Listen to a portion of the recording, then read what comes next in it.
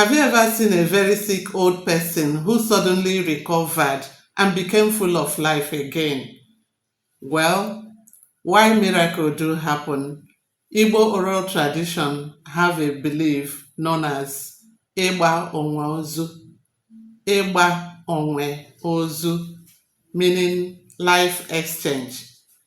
According to this traditional belief, when an elderly person is very sick and fears death is near, a particular dibia could be contacted to perform ONWE. This means that the remaining life of a younger person is spiritually exchanged to prolong the life of the sick elder. In these stories, the victim, who is the younger person, may be lured to visit the sick person or unknowingly cross a charm set for him or her. Soon after, the victim falls sick and dies, while the sick person recovers dramatically. In Igbo moral thought, this act is regarded as extreme wickedness and a grave abomination against life.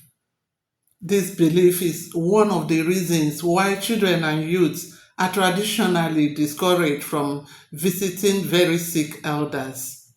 Today, many believe that such practices are fading with modern awareness and values. Life in Igbo culture is sacred. No one is meant to live at the cost of another. Life is not transferable.